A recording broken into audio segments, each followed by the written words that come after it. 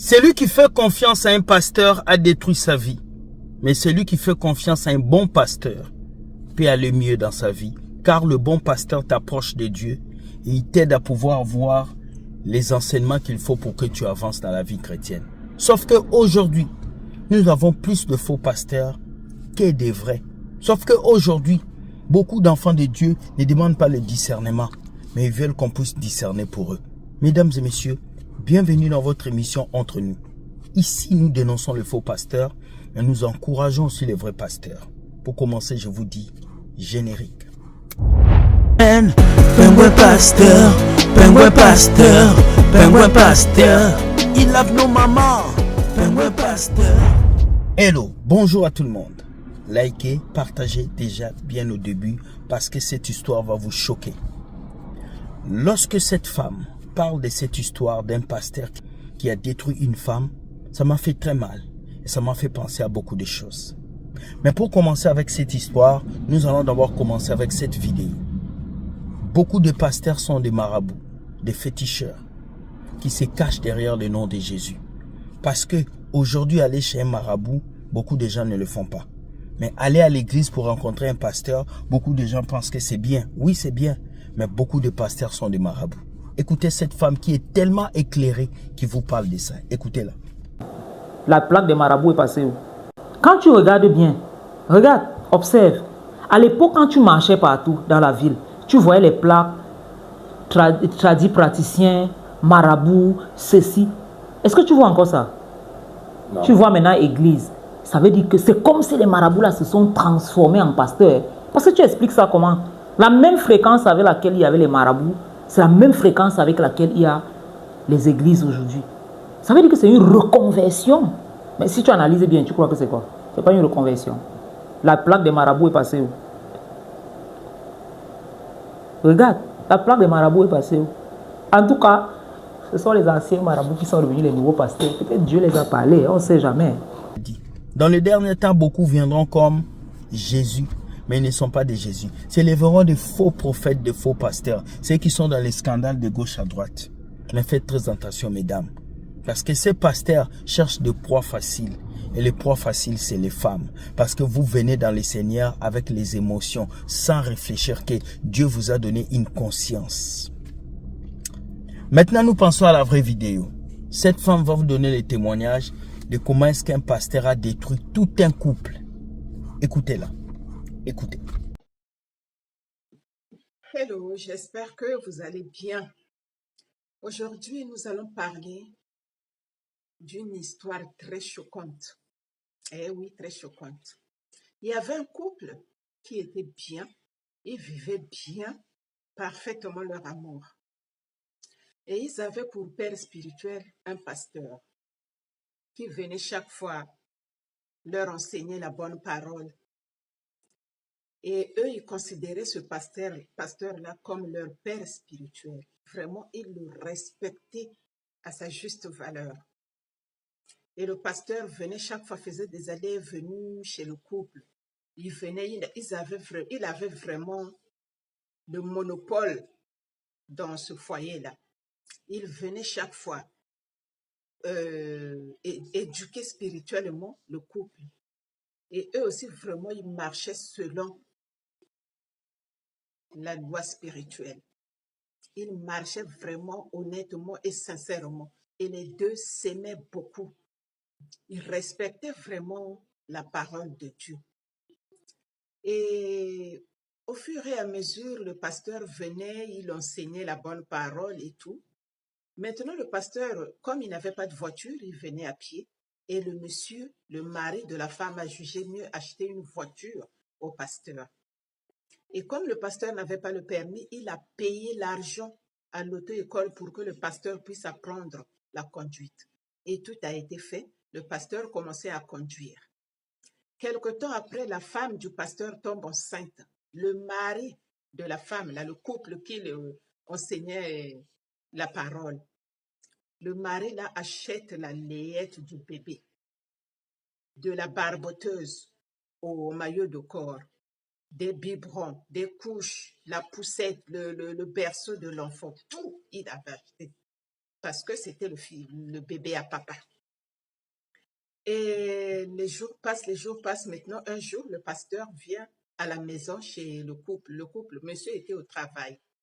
Il vient à la maison et la dame lui fait le petit déjeuner et après avoir mangé, il prend la femme, il va dans la chambre conjugale, il s'accouple et il commence à faire ça de temps en temps. Il commence à faire ça quand le mari se trouvait au travail.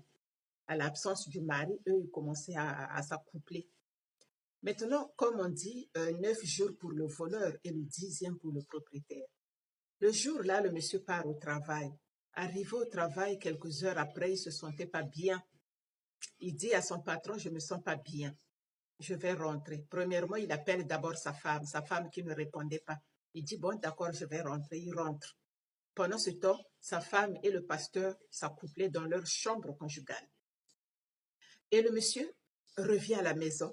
Il rentre, puisqu'il avait la clé. Il rentre directement dans la maison et se dirige vers la chambre pour enlever les habits, le costume qu'il avait, parce qu'il ne se sentait pas bien. Il ouvre la porte comme ça, il voit le pasteur en dessus de sa femme en train de s'accoupler. Il pousse un cri, papa! Et après, il tombe. Il tombe, il perd conscience. Le pasteur, paniqué, il se précipite à aller s'habiller, il se rhabille, après il prend la fuite. Et la femme qui est restée paniquée aussi, elle ne savait pas quoi faire, elle s'est mise à pleurer. Et après, elle appelle les pompiers qui arrivent, qui lui demandent qu'est-ce qui s'est passé. La femme qui dit oui, mon mari était au travail, dès qu'il est arrivé, il est rentré dans la chambre pendant que j'étais à la cuisine. Et après, j'ai entendu des cris. Et quand j'ai couru, je me suis précipitée là où il était, là je vois mon mari par terre, inconscient, voilà pourquoi je vous ai appelé. Et les pompiers qui vont dire, oui, madame, vous avez bien fait de nous appeler parce que là, il a fait un AVC. On l'a transporté à l'hôpital directement aux soins intensifs, on lui met des tuyaux par-ci, par-là. Et la femme, pendant ce temps paniquée, elle ne dit pas la vérité. Elle revient à la maison, elle appelle le pasteur qui ne répond pas. Le deuxième jour, elle appelle le pasteur ne répond pas. Le pasteur change de portable. Et après quelques jours, la femme était seule au chevet de son mari, toute malheureuse avec le lourd secret qu'elle portait en elle. Et quelques jours ou une semaine après, le mari décède. La femme passe son veuvage et toute malheureuse. Elle essaie d'appeler le pasteur ne répond pas. Le pasteur avait changé de portable, avait changé de ville, de peur qu'on l'attrape. Et après, la femme a passé son temps de veuvage et après, elle a enlevé le veuvage. Mais seulement le lourd secret qu'elle portait l'a rongé. Et après, une fois, elle tombe malade. Elle appelle sa meilleure amie, elle dit, maintenant, moi je suis malade, mais j'ai un lourd secret à te confier. J'avais fait quelque chose de mal, mais je n'avais pas dit la vérité. Et la femme parle à sa meilleure amie, dit, regarde ce qui s'est passé, c'est ça, ça, ça. Ce n'était pas comme je l'avais expliqué au pompier, mais c'était comme ça. Mon mari est venu nous surprendre avec le pasteur au lit, dans notre lit conjugal.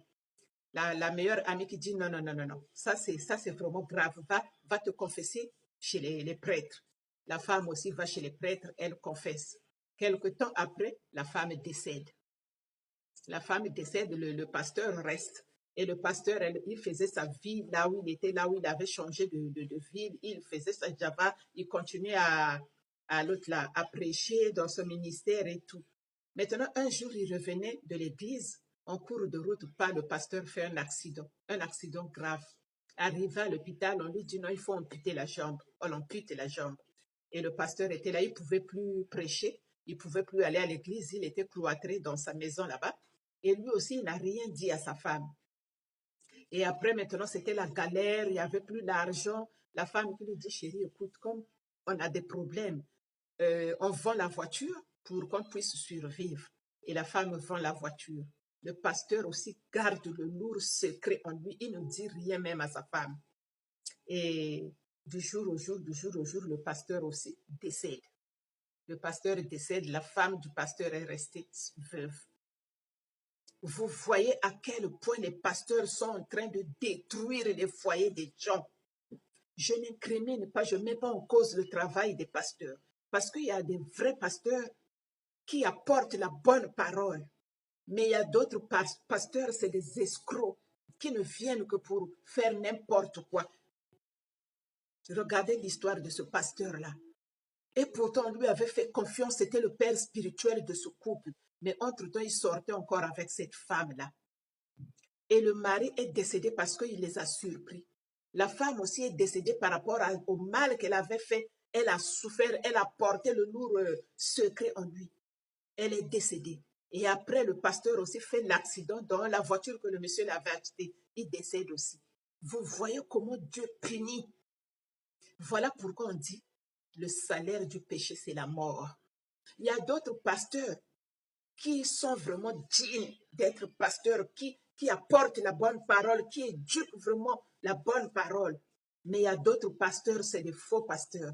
C'est comme on dit, dans un sac de patates, s'il y a des patates pourries, ils vont aussi pourrir les autres patates qui sont là. Donc, tant mieux les enlever à temps. Voilà pourquoi je demande aux bons pasteurs vraiment d'écarter les escrocs là, les mauvais pasteurs. Parce que c'est à cause de ces mauvais pasteurs là que ces bons pasteurs aussi sont visés, sont indexés. Vous voyez ce que le pasteur a semé dans un couple qui était modèle. Monsieur aimait bien sa femme. Qu'est-ce que la femme cherchait que le monsieur ne lui donnait pas? Mais elle a préféré aller coucher avec le pasteur. Maintenant, je m'adresse aux femmes. Nous, les femmes, qu'est-ce que nous cherchons à la fin? Le monsieur s'occupait bien de cette femme-là, mais non, elle a jugé mieux aller s'accoupler avec le pasteur. Et regarde maintenant là où ça l'a emmené. Avec le lourd secret qu'elle a porté durant beaucoup de temps, qu'il a rangé au fond d'elle, jusqu'à ce qu'elle perd la vie aussi, elle décède. Voilà pourquoi on dit, si tu as un mari qui t'aime, reste avec ton mari. Ces faux pasteurs-là qui viennent pour détruire, qui profitent de la faiblesse des femmes, qui cherchent des proies pour les captiver. Chères femmes, arrêtez ce genre de comportement. Vraiment, arrêtez ce genre de comportement. C'est dommage, regardez ce couple qui était modèle. Le mari est mort, la femme est morte. Même lui-même, le pasteur, il est décédé. Voilà pourquoi on dit, je le répète, le salaire des péchés, c'est la mort. Regardez là où ça les a emmenés. Tout ce qu'ils ont fait de mal au monsieur là. J'espère que je me suis bien fait comprendre. Merci et que Dieu vous bénisse. Voilà, elle vous a tout dit. Je pense que vous allez me dire ce que vous pensez par commentaire. Est-ce que vous allez donner votre relation, votre couple à un pasteur? Déjà, moi, je suis très sceptique face à une femme qui me dit, si tu veux de moi, tu dois rencontrer mon pasteur. Si tu veux de moi, tu dois rencontrer mon pasteur. C'est très suspect. Et la plupart des pasteurs couchent avec leurs filles spirituelles avant de leur donner aux garçons. Donc, faites très attention. Ne laissez jamais votre pasteur seul, votre femme avec un pasteur seul. Ne laissez jamais vos enfants aller à l'église seuls. S'ils veulent aller à l'église, accompagnez-les. Mais ne laissez jamais votre femme seule avec un pasteur. Parce que ces gens-là sont capables de tout. Ils sont des humains. Ce n'est pas des robots. Bonne journée, soyez bénis. Dites-moi ce que vous pensez de cette vidéo. On se voit demain pour questions et réponses. Je vous aime et sachez que Dieu gagne toujours. Bye bye et ciao les amis. Ce soir, nous avons notre émission Entre et discutons ensemble. Je vais recevoir le berger Landry. On va parler de l'occultisme dans le ministère ou dans le sacerdoce. Parce qu'il y a des gens qui ont fait entrer le feu étranger. Et nous allons parler des pasteurs occultistes. Vous allez comprendre quelles sont leurs techniques. Et même ici au Canada, il y a des prophètes qui sont entrés dans ces choses. Nous allons les dénoncer avec force et puissance. Merci beaucoup. Soyez bénis et Dieu gagne toujours. Bye bye et ciao.